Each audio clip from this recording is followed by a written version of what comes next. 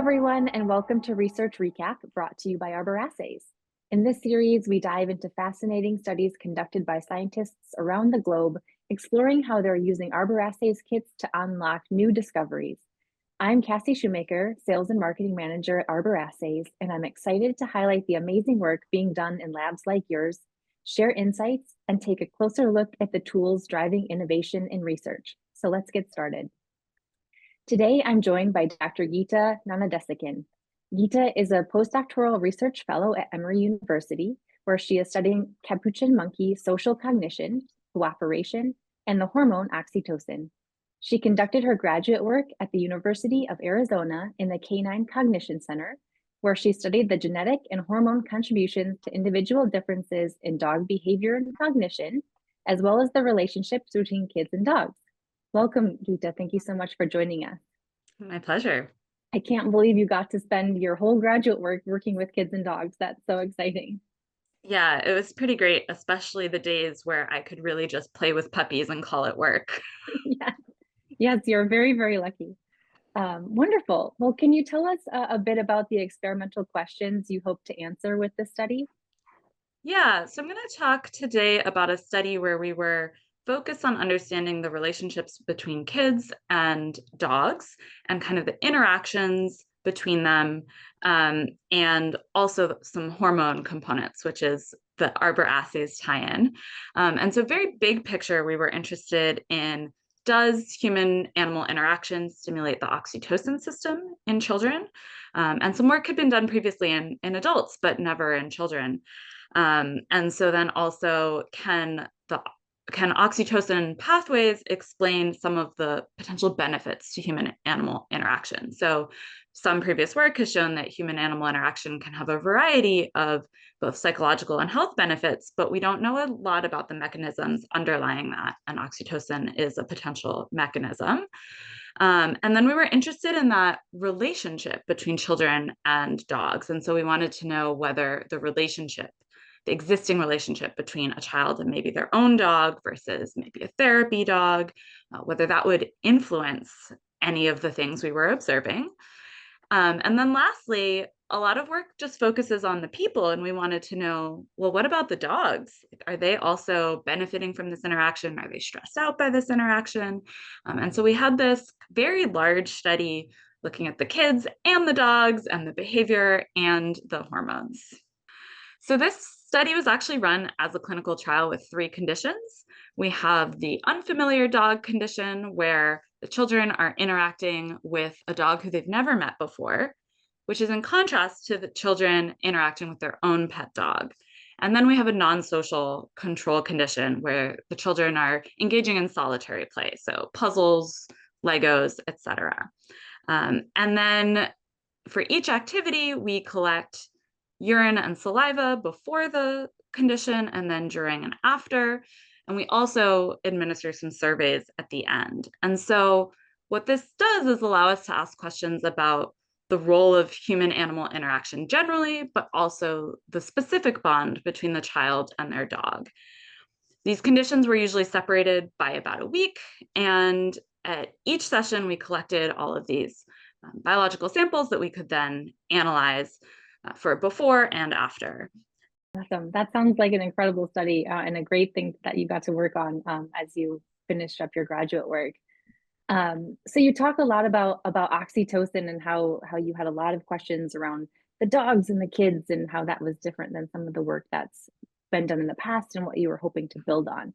Can you talk to us a little bit more about oxytocin, maybe why you chose to focus on it over any other biomarkers, if there were other markers that you considered, and why you ultimately chose to stick with oxytocin? Yeah, so oxytocin is known for its roles in maternal infant care and bonding, as well as for pair bonding between mates. But it's thought to mediate other relationships as well, including maybe between friends or in primates between grooming partners. And then also, really interestingly, human animal bonds. And so in dogs, oxytocin has been shown to increase in both the dogs and their owners when they make prolonged eye contact. But again, the effects in children haven't really been looked at before. And oxytocin also has been proposed as a therapeutic treatment for certain conditions, but it's not really clear whether pharmaceutical administrations are as effective as our natural endogenous oxytocin. So one thing we were interested in was whether the interaction could increase oxytocin in a way that might be beneficial, including for children. And then to complement that, actually, we were also measuring cortisol, which is often talked about as a stress hormone, although in many ways it's more of an anti-stress hormone, right? Because it's secreted in response to stressors as part of the body's coping strategy. And one hypothesis regarding the benefits of human-animal interaction is that the positive experience might actually reduce cortisol levels and kind of serve as a stress buffer. And so here we were looking for maybe a decrease in cortisol as a suggestion that the interaction was lowering stress levels, maybe in the children and the dogs was the hope, and not a source of stress for either one. Yeah. And then we were really interested in being able to do both, right? Because while oxytocin is often released in response to positive stimuli, it can also be triggered by stress. And so the cortisol really gave us a context in which to better interpret our oxytocin results. Yeah. Wonderful. I love the idea of getting a pharmaceutical dose of oxytocin just from playing with my dog. Yeah. As you kind of talk through those different biomarkers and why you chose them, can you talk to us a little bit? You presented in the paper about your use of our Arbor Assays Oxytocin ELISA kit. Can you talk just briefly about how you kind of came upon this kit? Was it already in your lab? Did you have to go find one? Any other things that kind of brought you to this kit in particular? Definitely. Yeah, it was one of the kits that my grad school advisor had used previously. And so it was, I think, the kit that he trained me on in terms of learning to do immunoassays. Um, but there ended up being multiple reasons, both scientific and practical, that we wanted to use the Arbor kits.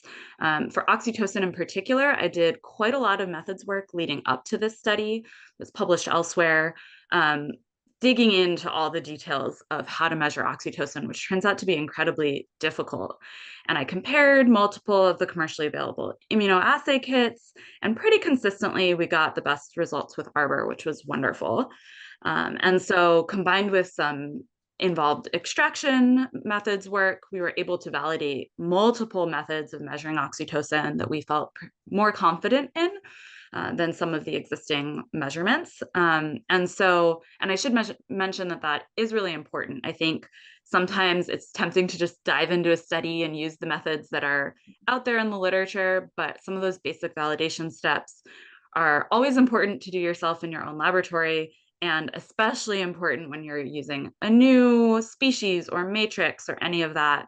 And so some of that, like laying the groundwork of the methods work, really pointed us in the right direction there on assays and extractions.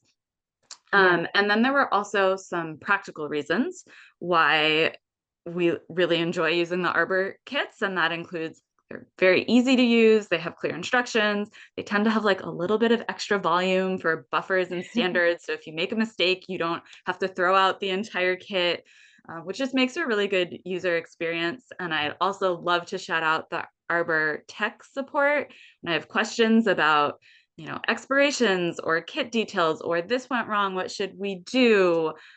Everyone has always been really wonderful about responding with very helpful advice and suggestions. Awesome. So please tell us what you found. We can't wait to hear about the kids and the dogs. So I will start by orienting you to the figure. So we've got our three conditions on the y-axis, and we have a standardized change from the pre-session baseline here on the x-axis. And then we've got facets for the child and dog, and for salivary and urinary oxytocin measurements. So there's a lot going on here. But what do we see? First off, you may notice that we don't actually see that much in the urine samples, except for one decrease in the unfamiliar dog. Overall, we didn't find that the urinary measurements were that informative in this study, and we saw more in saliva. Another thing you might notice is that we didn't find much of the way in the way of increases. So we might have expected that oxytocin would increase through this interaction. And actually what we found was that it mostly decreased over time in all of the conditions, but we saw some interesting changes between the conditions. So we can look at that in a slightly different way. So when we compare the dog conditions to the control condition, we see that salivary oxytocin over the course of the whole session was higher in both of the dog conditions than in the control condition. And that effect is a little bit stronger in the pet dog condition. And then on the dog side, we see an increase in salivary oxytocin in the pet dog condition and a decrease for the unfamiliar dog. So what about cortisol? This is really important for adding context to the oxytocin results. Are the dog conditions perhaps just more arousing somehow? But we find that cortisol stays pretty stable in the pet dog condition and actually drops considerably in the unfamiliar dog condition. So this doesn't seem to be too stressful for children, and interacting with an unfamiliar dog may be particularly effective at lowering cortisol. And I'm not showing you this data, but we found that the effect, this lowered cortisol effect, was strongest for the children who had a stronger reported human-animal bond in their survey data, which was really interesting. Yeah. And then on the dog side of things, unfortunately, we can't ask dogs if they enjoy these interactions, but one window we have is looking at their cortisol. And so we find that their salivary cortisol actually dropped quite a bit for the unfamiliar dog and even more for pet dogs. And this suggests that they don't find these interactions particularly stressful, which is really encouraging, I think, both for pet dogs in the home and also for the use of therapy dogs with children. Perfect. Well, that's really exciting. And I think that that has shown a lot of new things that you've uncovered through these studies, through the dogs interacting with children they know, with children that they're supposed to help, and vice versa for children interacting with a new dog, as well as the interacting, of course, with their own dogs. Again, as we talked about at the beginning, for perhaps that dose of oxytocin, and making sure that no one is stressed at least during this interaction. So as you kind of reflect on the work that you have here and that which you presented in the paper, what are three kind of key takeaways you would like anyone watching this to know? Whether it was something that you learned, a technique or an idea that they could take away, or if anyone even wanted to go back to their own lab and do a similar or related study. I mean, there's like the scientific takeaways, but I think, every project I do, I learn kind of how to do the science better, and like Yeah, the lab work especially. And so I think a lot of my takeaways are kind of practical. great. So the first one is just to stop and evaluate and maybe even hone the methods first. And so I kind of alluded to this before, but the details of the assay kit, the extractions, the dilutions, the storage, if you take a moment and do some pilot studies, you can actually use that information to do a better study. And sometimes I think it feels like it's slowing you down, but it's often pays off and pays dividends when it comes to Yes, the project itself. And so that's one big takeaway. Another one is that I think it's really great when we are able to, and this comes down to funding often, but to measure multiple analytes when possible.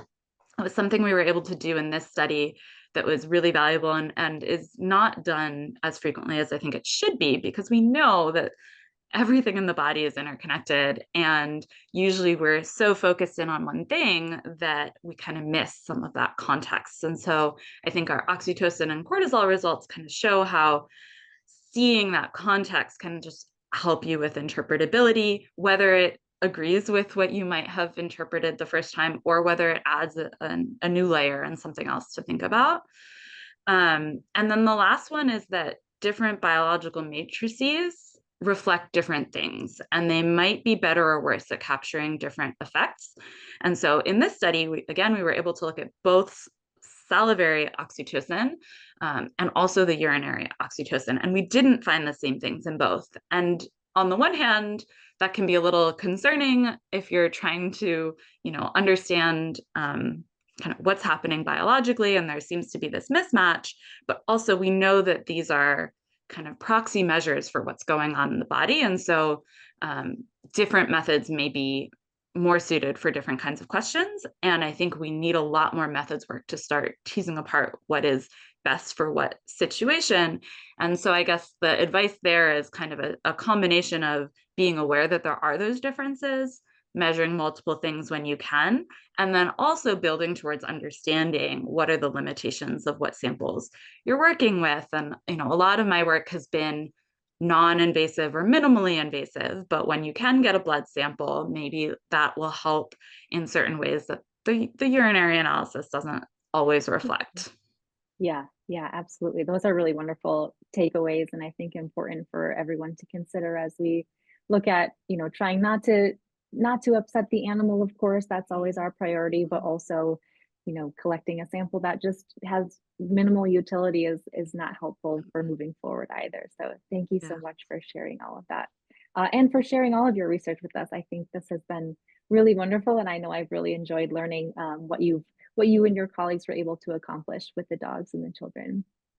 My pleasure. Um, so thanks everyone for tuning in to this episode of Research Recap. We hope you enjoyed exploring the exciting research that was done by Gita and her colleagues.